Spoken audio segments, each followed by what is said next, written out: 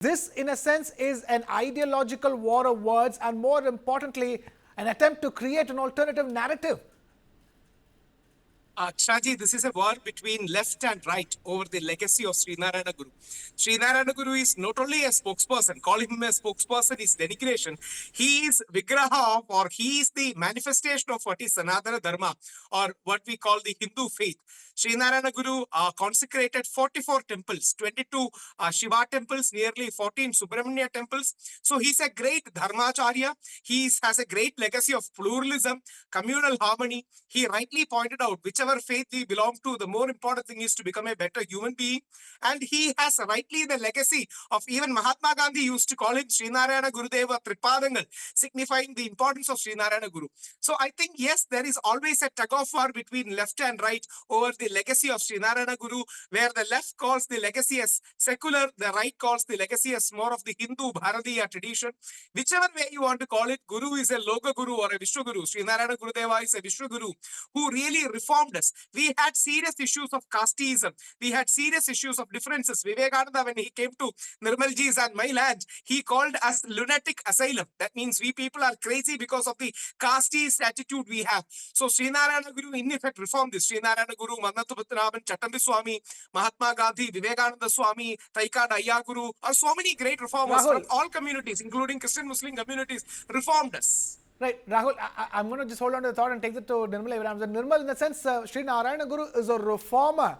And do you then agree with the interpretation given by Pinarayi Vijayan? I think there are two aspects to it. One is who said it. The other is what was said. I'll talk about what was said. So here's the thing. My problem with what Mr. Pinarayi Vijayan said is how he confined Sanatana Dharma, which is a beautiful principle that has been followed for thousands of years by thousands or even millions of people in India at least, is that he cannot, or reducing it just to narrow casteism or discrimination or an ideal or symbol of dominance is actually wrong, or a juvenile thinking is what I would say. Because you might know, and Rahul, you sure would definitely know more than me on this, that it's a principle that outlines a number of things. And yes, unfortunate things have happened in the past. No doubt, it is well documented. But society has evolved. And when a society is trying to evolve and a leader is trying to bring you back through divisive speeches, that's not a good sign. And second, it's almost like saying, it's one of those mistakes that leaders do is when they're on the decline, they make it vast generalization or either cherry pick. And it's like calling all Germans Nazis or all Trump supporters racists or all Muslims terrorists. It's one of those things that Pinarayi Vijayan did. Second, who said it? Yeah, for the outsiders, people outside of Kerala, you would think, oh, it's the chief minister of Kerala. This is going to make a huge issue. It's going to be a life changer. It's not. It's not going to make any difference at all. And the reason is Pinarayi Vijayan at this juncture is at a stage where he has lost his credibility in words. He's not the kind of leader that can make or bring about a change with words at the moment, because he's drenched in controversies himself. He has been divisive. Although he calls himself secular and democratic, he's been neither of that. So I think the words that he said does not carry as much weight as the media portrays, is what I would say. If anything, it might backfire among hardcore Hindus, is what I would say. Okay. Rahul Ishwar, if I were to ask you this simple question, then you can also respond to what Nirmal is saying. He's talking about how Pinarayi Vijayan is talking about how Sree Narayana Guru had challenged and overcome the Varnashrama Dharma, which is Sanatana Dharma. How do you view that interpretation? I mean, there is only, casteism was a curse that we had. I don't think anybody in the right mind will disagree. But I think Nirmal beautifully articulated it. See, Germany is a great nation. Nazis was a bolt and curse of the German nation. Germany is a beautiful nation. It is the nation of Immanuel Kant, great many philosophers. But the Hitler and the evil Nazis were back. Similarly, America is a great nation. Ku Klux Klan and the white supremacists, nobody agrees with it. Similarly, the Hindu Sanatana Dharma has a great legacy of people like Vivekananda, Sree Narayana Guru, Swami Mahatma Gandhi, but we also had the curse of casteism. So only equating Hinduism with casteism or Sanatana Dharma with Varnasrama Dharma is wrong. And please remember, we had flaws in the past, but we have overcome. And who overcame it? It was overcome by right people from the believer background itself. Kerala's Renaissance movement were all led by great religious and spiritual figures, whether from Sree Narayana Guru from Hindu community, Chavara Pidava, Father Chavara from the Christian community, who started Sanskrit school before all the others, in India, or the great Maulavis from the Muslim community. So believers should be respected. Believers' sentiments should be respected. We all know Sree Pinarayi Vijayan is a communist, is a non-believer. So when he intervenes and creates a divisive speech, it becomes a problem. So that's the reason why Sanatana Dharma should be respected. We had our mistakes and our own people cleansed it of our mistakes. So that should be proudly showcased rather than the mistakes alone. Don't equate Sanatana Dharma with Varnasrama Dharma alone. Sanatana Dharma is philosophy, Vedanta, Tantra, temples, great history of India. But yes, mistakes were there. So let us focus on the positive and let us not overplay the negatives. Okay, let's not overplay the negatives, but Nirmal was talking about how this could create issues amongst the Hindu supporters of his party and his government as well. The BJP is saying that his words were defaming Sree Narayana Guru in the holy land of Sivagiri. To me or Nirmal? Rahul, you. I'll just come back to Nirmal on that. Yeah.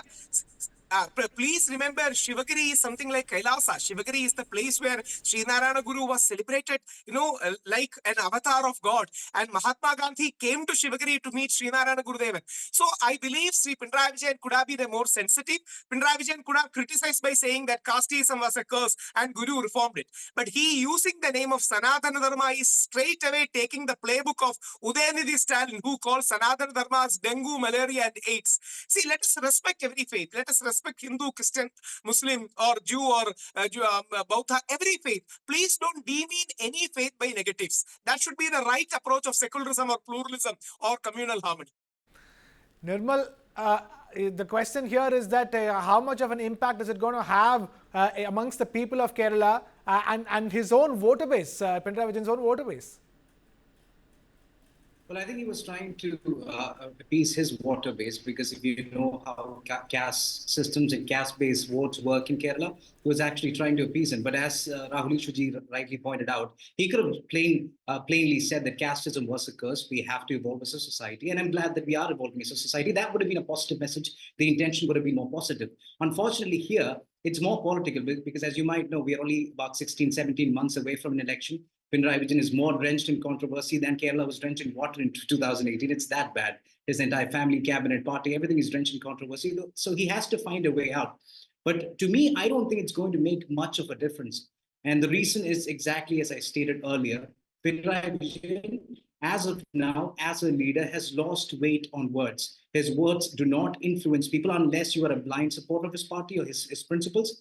Otherwise, I don't think it's going to make much of a difference. Among the Hindu community, I believe that it might have hurt the sentiments, because even among the Irava community as well, because I think it was inappropriate for a person or a leader like Pinarayi Vijayan to bring in Sanatana Dharma connected to Sree Narayana Guru, who is a well-respected leader across religions. Even in the churches that I go to, we quote Sree Narayana Guru and his teachings and his famous teaching of one religion, one caste, and one God for all. We all often say that in secular platforms, as well as even churches, surprisingly. So I think in that aspect, a lot of people here understand and know that he is a spiritual leader. Nobody, at least among my community, considers him a religious leader. He's considered a respected spiritual leader. So to bring his name into this to create division was wrong. So in that aspect, I think it might just hurt some hardcore right-wing Hindu believers. But I don't think it's going to make much of a difference. If you're talking about elections, I don't think it is going to make much of a difference.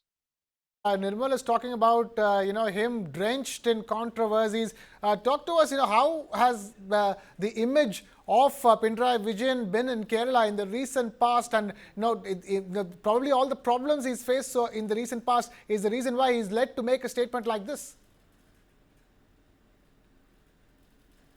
Rahul Ishwar. Yes, Rahul. To me? Yes, Rahul.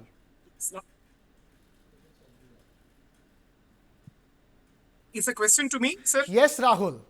Oh, sorry, there was some technical glitch. See, two or three things. One, as Nirmal rightly pointed out, there has been a lot of controversies regarding Pinarayi Vijayan, especially his family. Some of it we can say it is his daughter is unfairly attacked, but there has been some controversy, and he has, his words have really decreased in value. He was known as the Stalinist mold of the CPM, where the strong center person is going to be authoritarian and dictating all. He is a left authoritarian. Usually we call the left liberal and right authoritarian. He is a left authoritarian, and to be honest, CPM is right now not on the trajectory of increase, but rather on the decrease. There is a very good possibility that there can be a regime change in 1 year.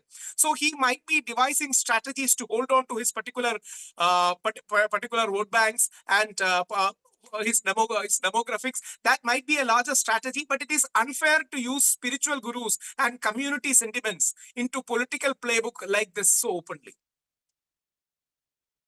The question here is that what exactly is transpiring in Kerala and what will transpire over the next few months, because that will really set the tone for that upcoming state assembly elections. Nirmal.